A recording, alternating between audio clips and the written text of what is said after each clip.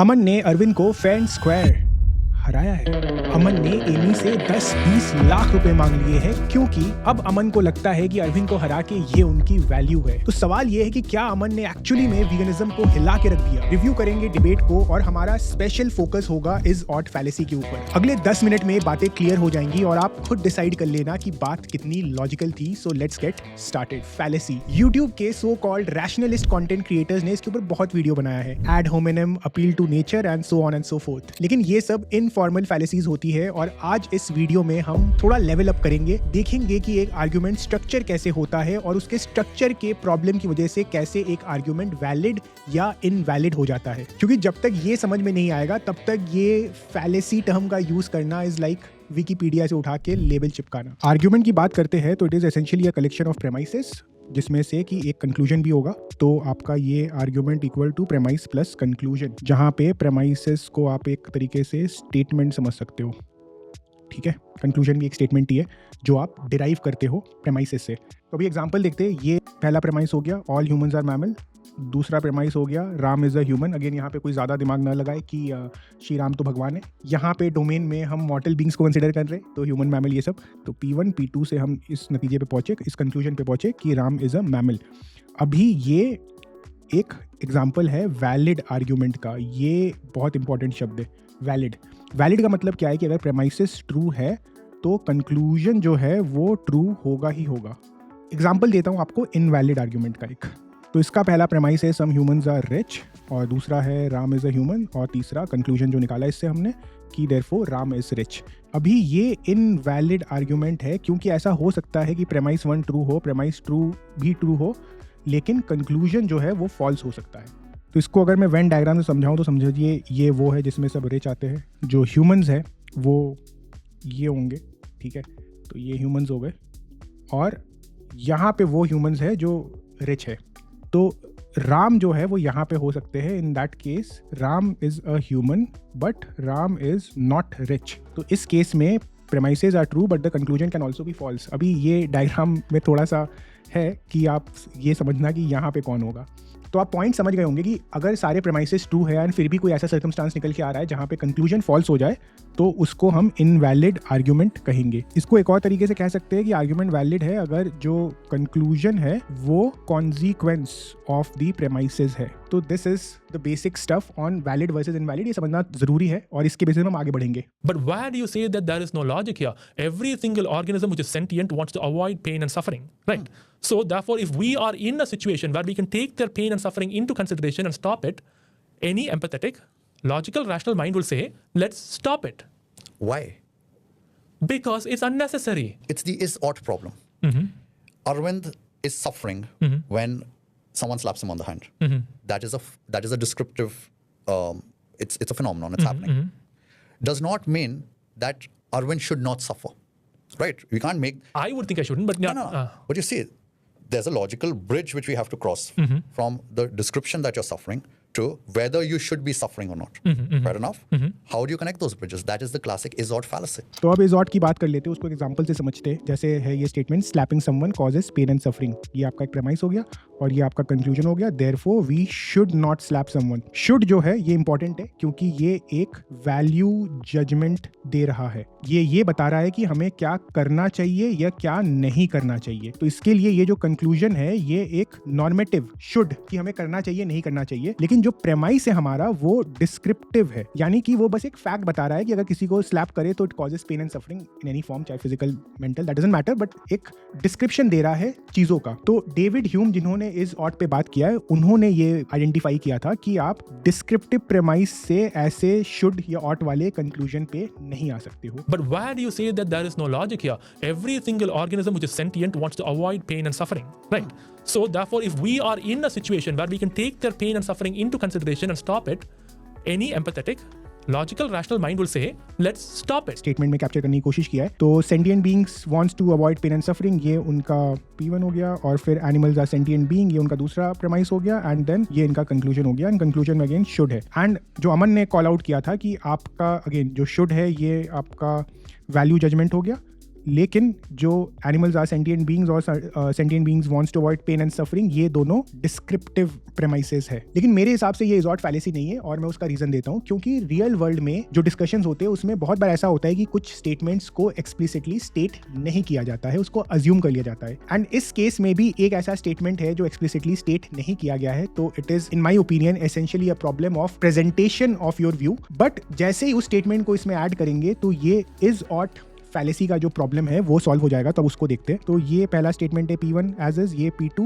And यहाँ नीचे हमारा कंक्लूजन है और यहाँ पे मैंने ये स्टेटमेंट ऐड किया है। तो ये कंडीशनल स्टेटमेंट है इफ के साथ में, if sentient beings wants to avoid pain and suffering and animals are sentient beings, तो एसेंशियली ये P1 और P2 ही है जिसको यहाँ पे लिखा गया है। Then we should not cause animals pain and suffering. तो जैसे ही हमने ये ऐड कर दिया then this becomes a normative premise और यहाँ से हम एक नॉर्मेटिव कंक्लूजन तक जा सकते हैं। तो ये जो इज ऑट का जो इशू है यहाँ पे इस लेवल पे रिजॉल्व हो जाता है। ये जरूर हो सकता है कि जो ये हमारा P3 स्टेटमेंट है, अमन या कोई और जो डिबेटर है वो उसको रिजेक्ट कर दे, विच इज फाइन, लेकिन उससे ये आर्ग्यूमेंट इनवैलिड नहीं हो जाता है, उससे ये आर्ग्यूमेंट जो है अनसाउंड हो जाएगा। तो अगर वो इसको रिजेक्ट करते हैं then the discussion will shift on ethical disagreement, which is fine, क्योंकि हम चाहते हैं कि जो सामने वाले का एथिकल वर्ल्ड व्यू है उसमें जो जानवरों के साथ हो रहा है, जो शोषण हो रहा है, विच इंटेल्स एवरीथिंग, कि उनको आर्टिफिशियली ब्रीड करा रहे हैं, उनको सेक्सुअली एक्सप्लॉइट कर रहे हैं, उनकी हत्या कर रहे हैं, उनको आजीवन कैद करके रख रहे हैं, तो ये जो सारी हरकतें कर रहे हैं क्या ये उनके वैल्यू सिस्टम के साथ कंसिस्टेंट है कि नहीं। तो यहाँ पे आपने बहुत बार लोगों को सुना होगा बोलते हुए कि morality is subjective. Again it doesn't matter, उनके सब्जेक्टिव वर्ल्ड व्यू में क्या उनका जो एथिकल वैल्यू है ये अलाउ करता है जो एनिमल्स के साथ शोषण हो रहा है, हाँ कि ना, ये हम समझने की कोशिश कर रहे हैं। तो जैसे मैं लोगों के साथ डिस्कशन करता हूं तो मैं ये मानता हूं कि ज्यादातर लोग हैं या फिर एक बहुत significant proportion of the population है जिनके एथिकल वैल्यूज जो ऑलरेडी एग्जिस्ट करते हैं, वो जो एक्शन कर रहे हैं एनिमल्स के साथ वो इनकंसिस्टेंट है एंड डिस्कशंस में हम इसी इनकंसिस्टेंसी को बाहर निकाल के लाना चाहते हैं। दैट बीइंग सेड, ऐसा जरूर हो सकता है कि कोई इंसान नॉन वीगन हो एंड उसके value system as a non vegan consistent हो। एक वो मूवी आई थी ना जो बहुत पॉपुलर थी, कल्ट मूवी है, मैं नाम भूल गया, जिसमें इंसान था जो दूसरे इंसान को ही मार के खाता था। तो अब उसके पीओवी से सोचो तो he is consistent being a non vegan, वो इंसान को मार के खा रहा है, वो जानवर को मार के खा रहा है, इन सब के साथ वो शोषण कर रहा है एंड उसका कोई रीजनिंग होगा जो रीजनिंग उसके एक्शंस के साथ अलाइन हो रहा हो। एंड इसी चीज को टेस्ट करने के लिए जब हम लोगों से ये भी पूछते हैं कि अच्छा आप मुर्गा और बकरा के साथ कर रहे हो तो आप डॉग्स के साथ क्यों कर रहे हो, या फिर और फर्दर ले जाते हैं कि आप ह्यूमंस और एनिमल्स में ऐसा कौन सा मॉरली रेलिवेंट डिफरेंट ट्रेट है जिसको आपने आइडेंटिफाई किया जिसके आधार पे आपके हिसाब से जानवर के साथ शोषण करना सही है लेकिन इंसान के साथ शोषण करना गलत है। तो वी वांट देम टू ले दैट आउट। तो उससे या तो उनका कोई कॉन्ट्रडिक्शन दिखेगा या तो ये क्लियर हो जाएगा कि जो उनका वर्ल्ड व्यू है वो बहुत ही डेंजरस या डिस्गस्टिंग है। बाय द वे, किसी प्रेमाइस को एक्सप्लिसिटली स्टेट ना करने को एंथीमीम कहते हैं और जैसे कि हमने इस वाले एग्जांपल में देखा कि जैसे ही हम अपने कंडीशनल को स्टेट कर देते हैं वहां पे इज ऑट का जो एक्यूजेशन है इस लेवल पे वो रिजॉल्व हो जाता है। इस चीज को हाईलाइट करना जरूरी और भी इसलिए था क्योंकि इंडियन यूट्यूब रैशनलिस्ट कम्युनिटी में आजकल ये बात उभर के आ रहा है। मुझे किसी ने एक वीडियो भेजा था जहां पे अगेन कोई और बात कर रहा और बोल रहा था कि देखो इज ऑट की प्रॉब्लम है, कोई प्रॉब्लम नहीं है। अमन की बात करते हैं तो वो पहले वीगन थे और इस वीडियो में भी कहा है कि वो वीगन कॉज को इन अ वे सपोर्ट करते हैं। I am actually very considerate of the vegan cause, which is why to this very day I'm more comfortable consuming fish because I believe they fall lower on the sentient scale as compared to the other animals. तो मैं उनके points को formally layout कर रहा हूँ end of course this is based on the video जहाँ पे एक बहुत लंबा डिस्कशन है, टू एंड फ्रो डिस्कशन हुआ है। तो मैं अपनी अंडरस्टैंडिंग से इसको यहाँ पे प्रेजेंट कर रहा हूँ। ऑफ कोर्स अमन होते तो मैं उनसे कंफर्मेशन लेता कि ये उनकी पोजीशन को सही से रिप्रेजेंट कर रहा है कि नहीं। इस चैनल में हम किसी को भी मिस रिप्रेजेंट नहीं करते हैं एंड दिस इज मोर और लेस करेक्ट जहाँ से हमारा पॉइंट ड्राइव हो जाएगा। तो उनका प्रेमाइस है animal foods may have undiscovered nutrient and then undiscovered nutrients from animal foods may give human health performance benefits and वहां से फिर अगेन ये कंडीशनल है, if animal food gives health performance benefit, again this is like P1 and P2 को मिला के यहाँ पे रखा गया। Then animal exploitation is justified and then the conclusion is animal exploitation therefore is justified। यहाँ पे मैंने दो टर्म डाले हैं may। अभी इन दो टर्म से प्रॉब्लम जो है बड़ी हो जाती है लेकिन इसको मैं हटा दूंगा बिकॉज अरविंद ने भी अमन से क्लियरली पूछा था and this is what he had to say. So right now you're saying you are of the opinion that a well-planned plant-based diet will not be ideal for human well-being in the long run. Yes, we may not be able to optimize for human well-being. We may not be able to optimize. Yes. Now you are saying that there may be some kind of potential nutrients that are yet undiscovered in animal products that is causing that could Could be contributing factors. Right. Again, this is a hypothesis you have. Hypothesis is one way of stating it. I think I'm reasonably confident now.